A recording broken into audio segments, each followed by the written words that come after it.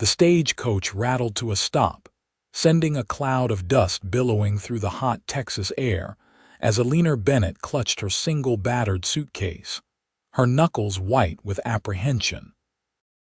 San Elizario looked nothing like the promising settlement described in the letters she'd exchanged with her soon-to-be husband, a man she'd never met, and whose photograph showed only a stern, unsmiling face beneath a wide-brimmed hat. Last stop, San Elizario, Texas. The driver called, already busy with the mail pouches as Eleanor descended shakily to the wooden platform. It was 1878, and the world Eleanor had known in Philadelphia had crumbled around her. Her father's debts, his subsequent suicide, and the scandal that followed had left her with no choice but to answer an advertisement for a mail-order bride. The man she was to marry, one Thomas Wilson, had promised a comfortable home, respectable standing in the community, and the possibility of a family.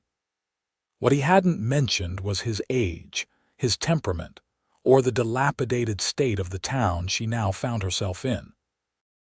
Eleanor set her case down and smoothed her travel-worn dress, trying to appear presentable despite the journey. She had arrived with the last of her funds spent on this journey, with no return ticket possible. The desert heat pressed down on her like a physical weight, so different from the cool eastern seaboard she'd left behind. "Miss Bennett." A gravelly voice called from across the street. Eleanor turned to see a man in his 60s, portly and red-faced, mopping his brow with a handkerchief. Her heart sank. "This had to be Thomas Wilson, Mr. Wilson," she asked, her voice nearly a whisper. "The very same. Come along now," he said, not offering to take her case. "Got a room for you at the boarding house until Sunday, weddings after service." Eleanor followed mutely, the reality of her situation crashing down upon her. Thomas Wilson was nearly 40 years her senior, showed no warmth in his eyes, and had already planned their wedding without any consideration for her feelings. She was 22, alone, and had sacrificed everything for what now seemed like a terrible mistake. The boarding house was at least clean, though sparse, and the proprietress, a widow named Mrs. Holcomb, gave Eleanor a sympathetic smile as she showed her to a small room on the second floor. "Town meeting tonight," Wilson informed her before departing. "Don't expect me back. Be ready for church on Sunday, 8 sharp." Left alone, Eleanor finally allowed the tears she'd been holding back to fall. She sank onto the narrow bed and covered her face with her hands. What had she done? She had traded one prison for another, and this time there was no escape. The following morning, Eleanor forced herself to explore the town that would be her new home. San Elizario sat on the banks of the Rio Grande, a dusty collection of adobe buildings, wooden structures, and dirt streets.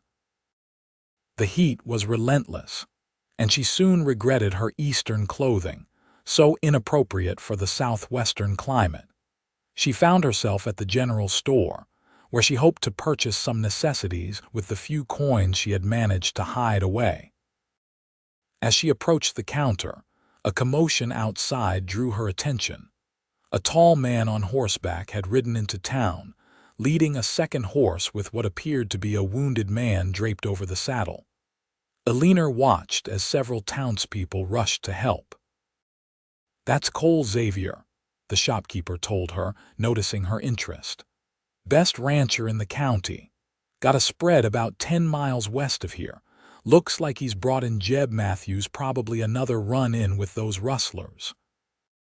The man named Cole dismounted in one fluid movement that spoke of years in the saddle. He was tall and broad-shouldered, with dark hair visible beneath his hat. Unlike many of the men Eleanor had seen since arriving, he appeared clean and well-kept despite the obvious signs of hard work on his calloused hands. As the injured man was carried toward the doctor's office, Cole Xavier turned and caught Eleanor's gaze through the store window. For a moment, They simply looked at each other, a moment that seemed to stretch longer than it should have.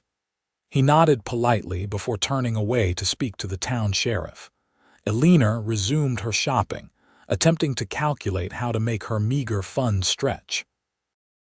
When she approached the counter with only a few essential items, the shopkeeper eyed her curiously. "You must be Wilson's mail-order bride," he said, not unkindly. "Heard you arrived yesterday." Eleanor nodded stiffly. "Yes, I'm Eleanor Bennett." "Well, welcome to San Elizario, Miss Bennett." "I'm Frank Dawson." He began wrapping her purchases in brown paper. "Wilson's a prominent man here, owns the lumber mill. You'll want for nothing except happiness." Eleanor thought bitterly but forced a polite smile. "Thank you, Mr. Dawson." As she left the store, parcels in hand, she nearly collided with Cole Xavier, who was just entering. "Pardon me, madam," he said, his voice deep and surprisingly gentle. He tipped his hat, revealing eyes the color of the sky after a summer storm. "No harm done," Eleanor replied, ducking her head and hurrying past. She felt his gaze follow her down the street but didn't dare look back. Thomas Wilson may not inspire any warm feelings in her, but he was to be her husband, and Eleanor had been raised to honor her commitments, however misguided they might be. The next day, Eleanor was returning from posting a letter to the one friend she had left in Philadelphia when she heard raised voices from inside the saloon. Ordinarily, she would have hurried past such an establishment, but she distinctly heard Thomas Wilson's name and paused. "Wilson's a fool if he thinks that girl's going to stay with him," a man's voice declared. "Seen her yesterday, pretty as a picture, too good for an old miser like him." "She's got no choice," another voice replied. "Came as a mail-order bride, didn't she? No family, no money." "Wilson knows what he's doing, always has. Remember that Mexican family he drove off their land last year? Man knows how to get what he wants." Eleanor's blood ran cold. What kind of man was she about to marry? She'd been desperate when she'd answered his advertisement, but now she wondered if poverty might have been preferable to being tied to someone who would drive people off their land. Lost in her troubled thoughts, Eleanor didn't notice the approaching rider until he called out to her. "Miss Bennett, isn't it?" Cole Xavier reined his horse to a stop beside her. "A bit far from town for an afternoon stroll." Eleanor realized she'd wandered along the road that led out of town, much farther than she'd intended. "I was just thinking," she admitted. Cole Xavier studied her face for a moment, then dismounted. "Mind if I walk with you back to town? Not safe for a lady to be out alone." "Thank you, Mr. Xavier. I didn't realize I'd come so far." They walked in silence for a few moments, Cole leading his horse. Eleanor was acutely aware of him beside her, tall, strong, and somehow reassuring in his quiet presence. "Heard you're to marry Thomas Wilson on Sunday," he finally said, his tone carefully neutral. "Yes," Eleanor confirmed, unable to keep the resignation from her voice. Cole stopped walking and turned to face her. "Miss Bennett, forgive my boldness, but you don't sound like a woman looking forward to her wedding day." Eleanor couldn't meet his eyes. "Mr. Wilson has been kind enough to offer me a home." "Kind isn't a word most folks around here would use for Thomas Wilson," Cole said quietly. "I have little choice in the matter, Mr. Xavier," Eleanor replied, her voice barely audible. "I arrived with no hope and nowhere else to go." Cole Xavier removed his hat, revealing thick dark hair and a face weathered by sun and wind but still handsome in a rugged way. His eyes were kind as he said the words that would change the course of Eleanor's life. "Then let me lend you mine." She looked up at him, confused. "I don't understand." "Hope, Miss Bennett, I'm offering you hope." He replaced his hat. "Wilson isn't what he seems. Before you tie yourself to him for life, at least know what kind of man he truly is." "Why would you care about my welfare?" Eleanor asked, suspicion creeping into her voice. You don't know me." "No, I don't," he agreed. "But I know Wilson, and no one deserves to be trapped in a cage of their own making without knowing the truth." He reached into his pocket and withdrew a folded piece of paper. "My ranch is marked on this map. If you decide you want to know more before Sunday, ride out tomorrow. I'll have someone waiting in town with a horse for you at dawn." Eleanor hesitated before taking the map. "This is highly inappropriate, Mr. Xavier." "So is marrying a man who's buried 2 wives already," Cole said flatly. Eleanor's eyes widened. "What? Ask around about Martha Wilson and Clara Wilson," Cole advised grimly. "Folks don't talk about it much anymore, but you should know before you become the 3rd Mrs. Wilson." With that disturbing statement hanging in the air, they resumed walking toward town in silence. When they reached the edge of San Elizario, Cole mounted his horse once more. "Your choice, Miss Bennett," he said, "but know there are other options besides the one you thought you had." As he rode away, Eleanor stood clutching the folded map, her mind reeling. 2 previous wives. What had happened to them? And why would Cole Xavier, a man she'd barely met, offer to help her? Back at the boarding house, Eleanor found Mrs. Holcomb preparing the evening meal. Gathering her courage, Eleanor asked casually about Thomas Wilson's past, the older woman's hand stilled on the dough she was kneading. "What do you want to know, dear?" I heard. "That Mr. Wilson has been married before," Eleanor said carefully. Mrs. Holcomb sighed. "Twice. Poor Martha died of a fever back in '70, Clara." She hesitated. "Well, Clara fell down the stairs at Wilson's house in '75, broke her neck." "That's terrible," Eleanor murmured. "Yes, terrible accidents," Mrs. Holcomb agreed, but her tone suggested she might think otherwise. "Wilson's not an easy man, Miss Bennett, set in his ways, expects a wife to be obedient." That night, Eleanor barely slept. By dawn, she had made her decision. She dressed quickly, packed her few belongings, and slipped out of the boarding house while Mrs. Holcomb was still asleep. True to his word, Cole Xavier had arranged for her. A young ranch hand named Toby was waiting with a gentle mare at the livery stable. "Mr. Xavier said you might be coming," the boy said with a gap-toothed grin. "Said to give you Daisy here. She's steady as they come." "Thank you," Eleanor replied, her heart pounding with the audacity of what she was doing. "Is it far to Mr. Xavier's ranch?" "Couple hours' ride," Toby informed her, helping her mount. "Just follow the map, can't miss it." The ride gave Eleanor time to think. She was abandoning her agreement with Wilson, breaking her word. But what kind of future awaited her with a man who might have had a hand in the deaths of his previous wives? She couldn't be certain of Cole Xavier's motives either, but something in his eyes had conveyed sincerity that compelled her to trust him. The Xavier Ranch appeared exactly as the map had indicated. A sprawling property with a well-maintained main house, several outbuildings, and grazing land stretching toward distant mountains. As Eleanor approached, she saw Cole emerge from the barn, shading his eyes against the morning sun. "You came," he said simply when she reached the yard.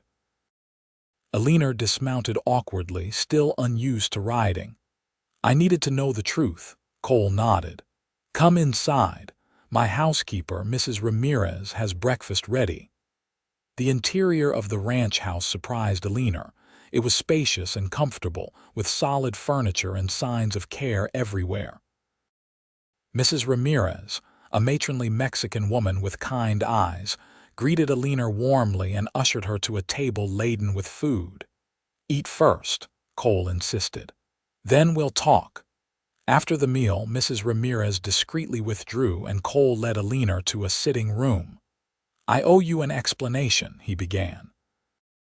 "Several, I should think," Eleanor replied, finding courage she didn't know she possessed. Cole smiled slightly. "Fair enough. First, Wilson.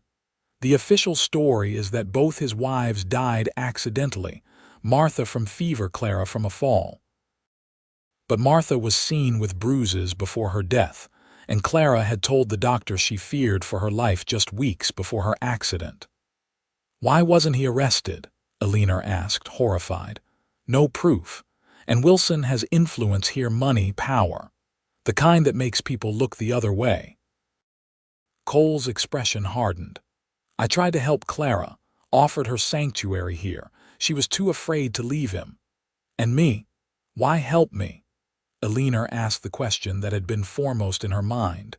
Cole looked away toward the window where the vast Texas landscape stretched beyond. "My mother was a mail-order bride," he said quietly. "Came from Boston to marry my father. She was lucky he was a good man, but I've seen others who weren't so fortunate. When I heard Wilson had sent for another bride." He turned back to face her. "I couldn't stand by and watch another woman walk unknowingly into danger." "What am I to do now?" Eleanor asked, the reality of her situation sinking in. "I have no money, no prospects. I can't return east." "You have options," Cole assured her. "Mrs. Ramirez's daughter needs help at her dressmaking shop in El Paso. Or there's the new schoolteacher position here in the county." "You're educated, aren't you?" Eleanor nodded, surprised. "Yes, my father believed in education, even for daughters. But where would I stay? How would I support myself until I found employment?" "You can stay here," Cole offered. "We have a cabin near the main house where the previous foreman lived. It's small but comfortable." Seeing her hesitation, he quickly added, "Mrs. Ramirez stays on the property. Your reputation would be safe." Eleanor considered his offer. It seemed too good to be true, yet the alternative, returning to marry Wilson, was unthinkable now. "Why are you doing this?" she asked again, searching his face for ulterior motives. Cole met her gaze steadily. "Because everyone deserves hope, Miss Bennett. And a chance at happiness." The sincerity in his eyes convinced her. "Then I accept your offer, Mr. Xavier, with gratitude." Word of Eleanor's disappearance spread quickly through San Elizario. Thomas Wilson was furious, demanding the sheriff form a search party. When they tracked her to the Xavier ranch later that day, Eleanor faced them from Cole's porch with newfound determination. "I'm not returning, Mr. Wilson," she declared firmly. "Our arrangement is terminated." Wilson's face contorted with rage. "You signed a contract, girl. You belong to me." The sheriff, a weathered man named Harkins, stepped between them. "Now, Thomas, that ain't how it works. The lady can change her mind." "She owes me," Wilson sputtered. "The stagecoach fare alone, I'll reimburse you for her travel expenses," Cole interjected calmly. "In full, today." Wilson glared at Cole with undisguised hatred. "This isn't over, Xavier. Nobody takes what's mine." After the men departed, Eleanor sank onto a porch chair, trembling with the aftermath of confrontation. "He won't give up easily," she murmured. "No," Cole agreed, "but you're safe here. My men will keep watch." Over the following weeks, Eleanor settled into life at the Xavier Ranch. The foreman's cabin was indeed comfortable once she'd added her own touches. Mrs. Ramirez taught her to cook Southwestern dishes, and Eleanor discovered she had a talent for it. She also learned to ride properly, with Cole as her patient instructor. During these lessons, she came to know him better: his quiet strength, his fairness with his workers, his dry humor that emerged when he was at ease. She learned that at 34 he'd built his ranch from nearly nothing after his parents died, and that he was respected throughout the county for his integrity. For his part, Cole found himself increasingly drawn to Eleanor. Her courage in leaving Wilson, her quick mind, and her determination to build a new life impressed him deeply. He found excuses to spend time with her, teaching her about ranch life or simply sitting on the porch in the evenings, talking as the sun set over the desert. When news came that the county school board had accepted Eleanor's application for the teaching position, Cole surprised himself with his mixed feelings. He was pleased for her independence, but realized he'd grown accustomed to her presence at the ranch. "You'll still need a place to live," he said when she shared the news. "The schoolhouse is only 20 minutes' ride from here. You could stay on if you'd like." Eleanor smiled, touched by the offer. "I'd like that very much." As summer turned to fall, Wilson's threats continued. Anonymous letters warned Eleanor that she would regret her decision. One night, shots were fired near the ranch house, sending everyone diving for cover. "This has to stop," Eleanor declared after the incident. "I can't put you and your people at risk because of me." "This isn't about you," Cole countered. "Wilson and I have history. He's wanted my land for years. You're just his latest excuse." "What history?" Eleanor asked. Cole hesitated before explaining. "His second wife, Clara, was my cousin. When I tried to help her leave him, he vowed revenge. He's been trying to drive me out ever since." Eleanor gasped. "Your cousin? Why didn't you tell me?" "I didn't want you to think my offer of help came with expectations," Cole admitted. "I failed Clara. I couldn't fail you too." The revelation deepened Eleanor's understanding of Cole's character. His motivation hadn't been pity or attraction, but a genuine desire to prevent another tragedy. Yet she couldn't deny that something stronger than gratitude had begun to grow between them. October brought the Harvest Festival to San Elizario, and despite the ongoing tensions with Wilson, Eleanor was determined to attend. As the new schoolteacher, she felt it important to be part of community events. Cole escorted her, ever vigilant for trouble. The townspeople had largely accepted Eleanor's decision not to marry Wilson, especially after hearing her teach their children with such dedication. Some even quietly shared stories of Wilson's cruelty that confirmed she'd made the right choice. As evening fell, lanterns illuminated the town square, and a fiddler struck up a lively tune. Couples began to dance, and Cole turned to Eleanor with a questioning look. "Would you do me the honor, Miss Bennett?" he asked, extending his hand. Eleanor accepted with a smile, and they joined the dancing. Cole moved with surprising grace for such a tall man, and Eleanor found herself laughing as he twirled her through the steps. For a few precious moments, there was no Thomas Wilson, no threats hanging over them, just music and movement and the warm presence of the man who had become so important to her. As they danced, Eleanor looked up at Cole's face, highlighted by the golden glow of the lanterns. "Thank you," she said softly. "For the dance?" he asked, his eyes crinkling at the corners. "For everything. For offering me hope when I had none." The music slowed, and Cole's hand at her waist drew her slightly closer. "You've given me something too, Eleanor," he said, using her given name for the first time. "Something I didn't realize was missing." Before she could ask what he meant, a commotion at the edge of the square interrupted the moment. Thomas Wilson had appeared, clearly intoxicated and brandishing a pistol. "Xavier," he bellowed, "face me like a man." The music stopped abruptly. People scattered, mothers pulling children behind buildings, men reaching for their own weapons. Cole gently pushed Eleanor toward the safety of the general store. "Stay there," he instructed before turning to face Wilson. "You've taken everything from me," Wilson shouted, weaving unsteadily. "My bride, my reputation. Now it's time you paid." "Put the gun down, Thomas," Cole said evenly. "This doesn't need to end badly." "Oh, but it does," Wilson slurred, raising his pistol. Sheriff Harkins appeared from the crowd, his own weapon drawn. "That's enough, Wilson. Drop it." For a moment it seemed Wilson might comply. Then his face twisted, and he swung the gun toward Eleanor, who stood frozen in the doorway of the store. "If I can't have her, nobody will," he cried. Several things happened at once. Cole lunged toward Wilson. Sheriff Harkins fired a warning shot into the air, and Eleanor ducked back into the store. Wilson's gun discharged. The the bullet splintering wood where Eleanor had stood seconds before. Cole tackled Wilson to the ground, disarming him with one powerful twist of his wrist. The sheriff was there immediately, hauling Wilson to his feet and securing him in handcuffs. "You're done in this county, Wilson," Harkins declared grimly. "Attempted murder in front of 20 witnesses. You'll hang for this."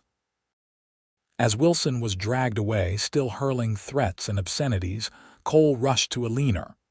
"Are you hurt?" he demanded, his hands gentle as they searched for injuries.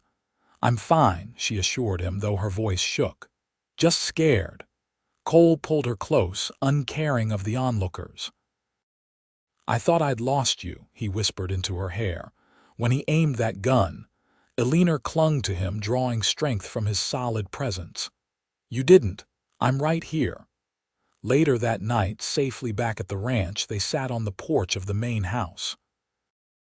The events at the festival had crystallized something for both of them, bringing unspoken feelings to the surface. "Wilson will go to trial," Cole said, breaking the comfortable silence. "With so many witnesses, there's no doubt he'll be convicted." "It's over then," Eleanor mused, her voice still holding a note of disbelief. "Not everything," Cole replied. He turned to face her, taking her hands in his. "Eleanor, when I saw that gun pointed at you tonight, I realized something I've probably known for weeks. I can't imagine my life without you in it." Eleanor's heart quickened. "Cole, I know it's too soon," he continued earnestly. "You came here for sanctuary, not this, but I need you to know how I feel. I love you, Eleanor Bennett. Not as someone to protect or help, but as the woman you are, brave and kind and stronger than you know." Tears filled Eleanor's eyes. "I came to Texas with no hope," she said softly. "You offered me yours that day on the road, but somewhere along the way I found my own hope again." She squeezed his hands. "And I found love too, with you." Cole's face transformed with joy. He leaned forward slowly, giving her time to pull away if she wished. When she didn't, he kissed her, gentle at first, then with growing passion as she responded. When they finally parted, both breathless, Cole pressed his forehead to hers. "I don't want to rush you," he said. "We have time now." "Time," Eleanor repeated, savoring the word and all it promised. "That's a wonderful gift." Winter came to the Rio Grande Valley, bringing cooler temperatures but little snow. Eleanor continued teaching at the schoolhouse while living at the Xavier Ranch. Her relationship with Cole deepened with each passing day, their evening conversations on the porch moving indoors to the warmth of the fireplace as the weather changed. Thomas Wilson was tried and convicted of attempted murder. The evidence against him was overwhelming, especially when Clara Wilson's former maid came forward with testimony about his abuse of his second wife. Wilson was sentenced to hang, but died of pneumonia in his cell before the sentence could be carried out. With the threat permanently removed, Eleanor and Cole were free to build their future. On Christmas Eve, with the ranch house decorated with pine boughs and candles, Cole asked Eleanor to become his wife. "Not because you need my protection anymore," he clarified as they sat before the fire, "but because I want to spend my life with you, building something beautiful together." Eleanor didn't hesitate. "Yes," she said simply, her eyes shining with happy tears.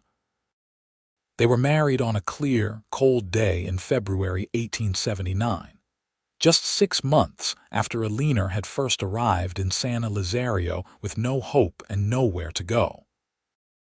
The entire community turned out for the celebration, the schoolchildren presenting their teacher with handmade gifts, the ranch hands raising a toast to their boss and his bride. As spring returned to the land, bringing wildflowers and new calves to the Xavier Ranch, Eleanor found herself with joyful news to share.